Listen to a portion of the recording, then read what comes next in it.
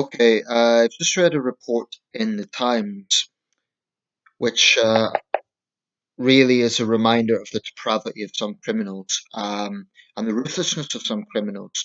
Now, this is actually a report which, unusually for me, actually, I think the sentence is about right. Very often, when I make these sort of videos, it's because there's been a particular crime, and I think the sentencing in that particular case reflects weak sentencing, which is a problem, and I stand by that. I think it is a problem, but occasionally judges do get it right, and this is one such case where that has been appropriate. However, what it does open up is a reminder of why some criminals cannot be rehabilitated. So anyway, I'm going to read out the report. This is in today's Times. The report's by Will Humphreys, and it's entitled "Evil Gang from the North Who Terrorised South Coast." Excuse me. This is the report.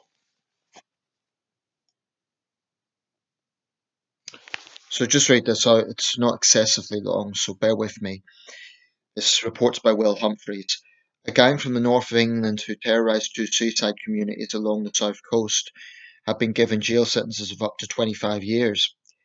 The 13 criminals, known by locals as the Geordies, brought misery to the towns of Dawlish and Tynemouth in Devon, Bristol Crown Court was told. They exerted significant influence over residents by using violence and coercive tactics to maintain a criminal empire valued at £1 million. James Lee Brooks, 41, known as Geordie Lee, was the leader and boasted that he was king of Dawlish, saying of his gang, "We run this town." He was sentenced to 25 years in prison for 20 drug and sex offences.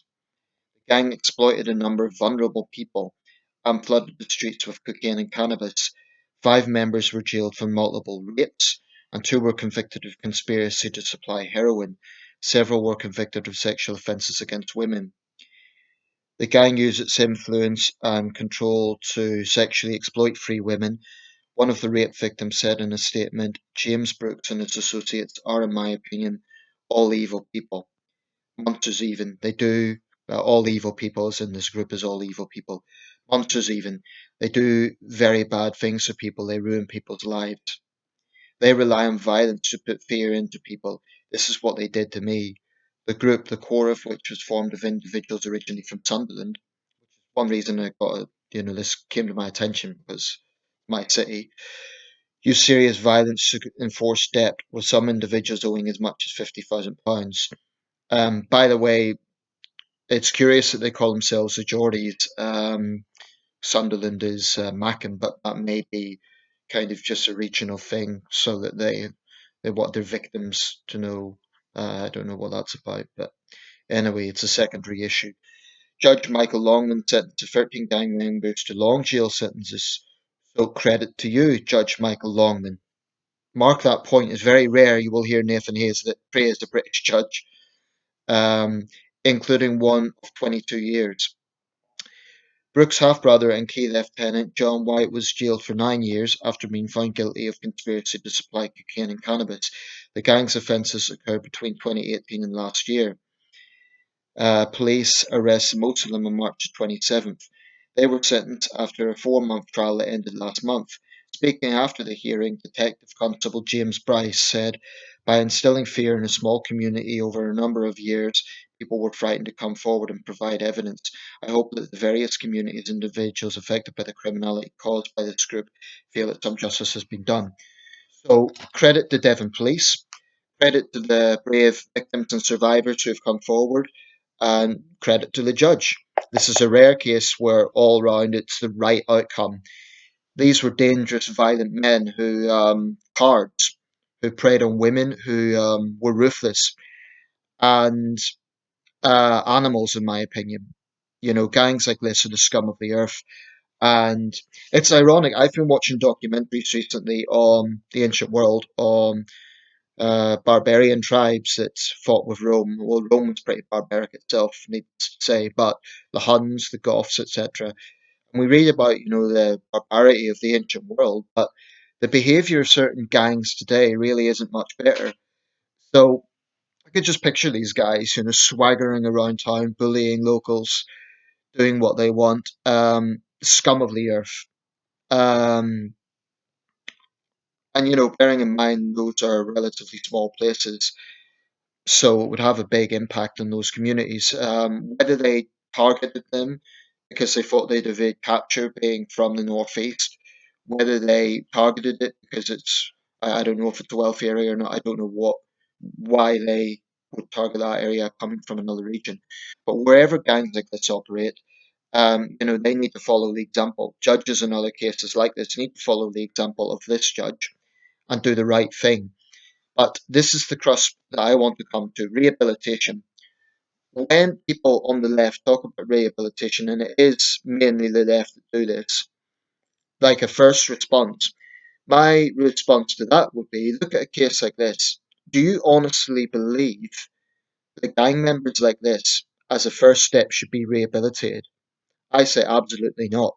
Not only morally would it be wrong, but it would be sheer reckless. Um, I do hope they are greatly humbled. I hope, they think they're big, tough gangsters. They are. They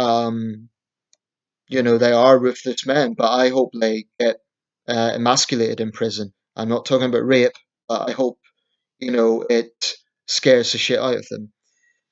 That's wishful thinking, they've probably done time before, but I really think that fundamentally we lose track of one simple truth. Criminals are bullies. When we talk about bullying in other spheres of life, we talk about bullying in school or the workplace. Most people rightly condemn it. But when it comes to criminals, people seek to, philosophize on it. They, oh, why do they do it, etc. They're scum. They are scum. They're just evil, bad men who don't deserve any compassion. So as a society, we don't stoop to their level. We don't do what they do, but we hold them to account. Put them behind bars so they can't terrorize other civilized people, and we keep them behind bars. Now, the argument about prison being a training ground, so with these guys, I would keep them isolated from, say, shoplifters or other inmates who are in comparatively lesser crimes. I put them in, I'd be fine with having them in solitary confinement, at least a ringleader. you know. And I think there is cause for penal reform, but not the way the left think. I think there should be. I mean, they say that you can't get rid of the problem of drugs in prison. You can't get rid of discipline issues in prison. Why are we surrendering to this idea that it's inevitable? Oh well, it can't be done, so let's not try. Why not take a hard line of really looking at this problem and saying, well, we are going to have a much more assertive approach to this? Rather than just saying, oh, it's inevitable anyway. If that means taking away more liberties from inmates, I'm all for that. If it means, for example, inmates are using drones, as has been reported, to smuggle in cocaine and so on, they're caught, give them another year on their sentence. There has to be, I think, a very almost militarized approach to this. That might sound, that will be controversial to some people. But the problem in our prisons is not that they're too hard. I would say it's that overcrowding is an issue, so we build more prisons. We don't free more violent people. That is insane. Overcrowding, okay. Let's seriously look at building more prisons. I don't know why it hasn't been seriously discussed at this point. Probably because the same people who are against prison in general would say, oh, it's draconian, it's authoritarian. Jailing animals like this is not authoritarian, it's sensible. Um, and they don't deserve any respect. They don't. The only thing that they deserve in a civilized society is to be treated in a humane way. That is, give them exercise, give them food, give them a fair trial. That's about it. I don't think they deserve anything else. Exercise, food, medicine if they're sick, a fair trial. But they serve every single day of their sentence. They know that they're paying a price. That's justice. So it's almost refreshing. I mean, not what's happened, that's awful for the people of those towns. But at least there is a positive outcome here. At least it's real justice. What wouldn't be justice if these guys had done what they'd done, then they got a couple of years each. That would be a travesty. 25 years is a long time. It's a quarter of a century, and even if it's less than that, it's still a long time. So this is actually a rare example of a good sentence. And I just wish more judges would follow suit. There have been other cases which have been destructive, evil crimes that have not resulted in the appropriate sentence far too many times.